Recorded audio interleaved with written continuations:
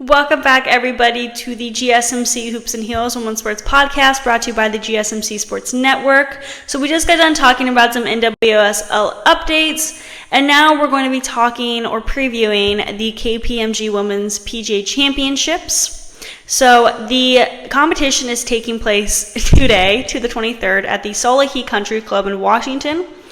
The top 70... What was I trying to say? Oh my goodness, that was crazy. I'm sorry. It's been a long day. It's almost Friday, so I have an excuse. Okay. So the top 70 and ties will make the weekend. The first two majors have been won by well-known names. Can Nelly Korda or Yuka Saso add a second major trophy this year, or will it be another major name? The official purse is $10 million. That's a lot of money. The forecast looks dry and pleasant for golf in Washington. Temperatures are expected to reach 80 in the first three rounds, and the wind should blow around 10 miles per hour. Sunday will be a little colder for the conclusion of the year's third major championship. So let's talk about the course. Okay, so this course is beautiful, by the way. So try not to absolutely cry on the fact that you might not be there right now. So Sahalee Country Club is a par 72 layout covering 6,731 yards. Those who remember this venue from 2016 will notice the final hole has been changed from par 4 to a par 5. Scoring here is hard enough as everyone hits from the woods at some point in the round. I guarantee every player has hit their fair share of low runners to get ready for this week. You just cannot help it. The walls of trees down each side are that close. This course is pretty crazy. The greens are average in size, further replacing pressure on each approach. They average 6,000 square feet and are covered with POA and NUA. I don't know what that is, to be honest, but that's just what I saw on their website of the country club. Anyway, it's really pretty. 56 bunkers pop up in all the most unwanted places, while 6 holes bring water into play. Should you reach those putting surfaces, players must be careful not to 3-putt. These greens proved tricky in 2016 and even in the 1998 PGA Championship won by VJ Sin. His winning total of 9 under par proves again how easy it is to make a boogie from the trees or add an extra putt. So many of the elite LPGA players were rattled at the US Open. In fact, Nelly Korda not only missed the cut at the US Open, she also didn't play the weekend in Michigan at the Mayor as well, which was last weekend. With the break before the US Open, Nelly has not played on a weekend day since May 19th, which is absolutely insane to think about that. That's crazy. So 3 of our 4 outrights have played with great results since Lancaster Country Club. I think it's important to build confidence and keep your game sharp. So Sahalee will be a mental grind much like Pinehurst, but in a totally different way. The weather will be cold in the border hours. Tee shots will be supremely tested, and remaining patient amongst the number of bad luck bounces will try to test the strongest of resolves. So Noreen Ann held the lead on Sunday at the Mayor with 3 holes to go. For the second week in a row, we have witnessed another unfortunate ending. At least we didn't lose like someone else on Sunday. Sahalee has hosted the LPGA before for the KPMG. Brooke Henderson defeated Lydia Ko in the playoff to take the 2016 title at 6 under par. Henderson was 18 years old at the time, and this was her first major and second one on tour, which is absolutely insane that she was 18 years old. She did not seem 18 years old to me. Her closing Sunday 65 and fabulous approach on the first playoff hole made the women's golf world take notice.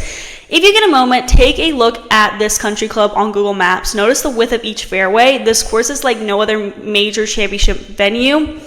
Narrow does not even come close to defining these hallways.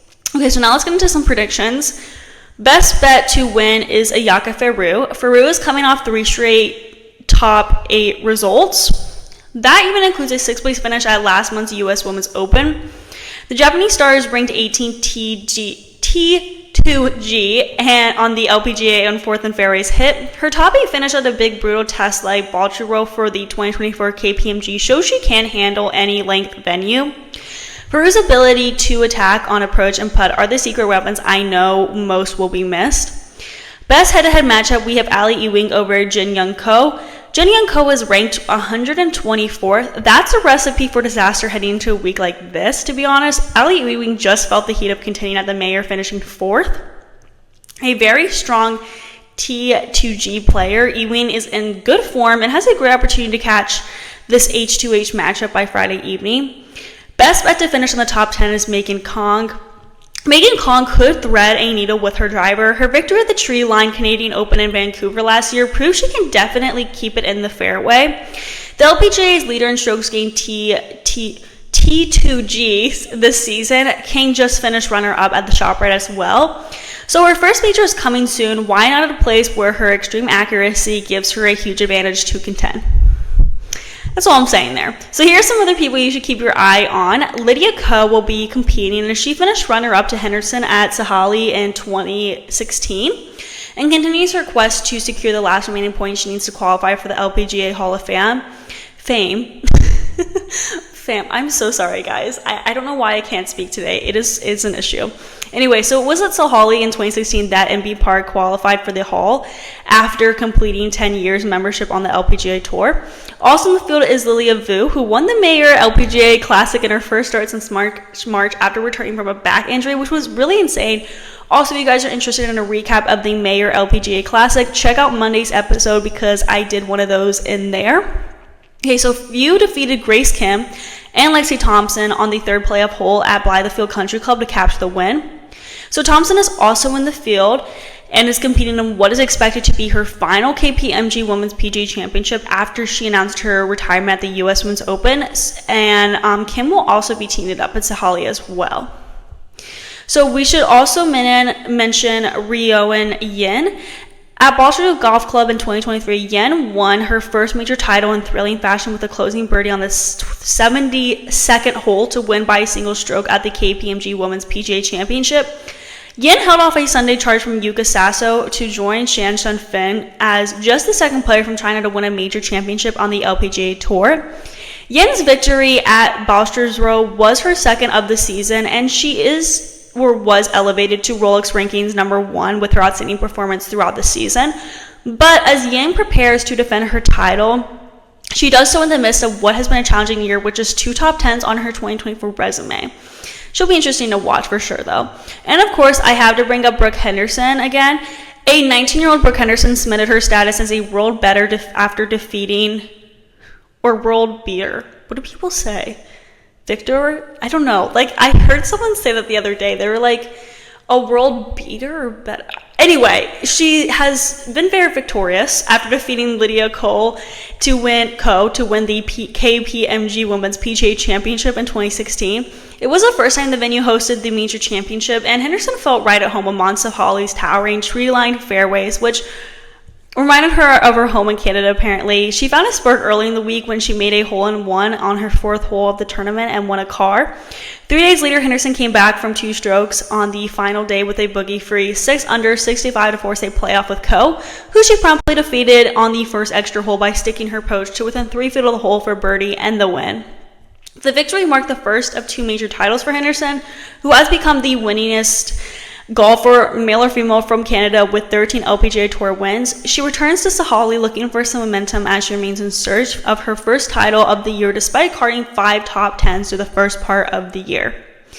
Back in 2020, Se-Young Kim won the competition and Hannah Green won in 2019. Known for her aggressive play and excellent putting, Kim has consistently shown she can handle the pressure of big moments, which was evident in her 6-stroke victory at the 2020 KPMG Women's PGA Championships. Though her recent seasons have seen up and downs, Kim remains a threat at any tournament due to her experience and skill set.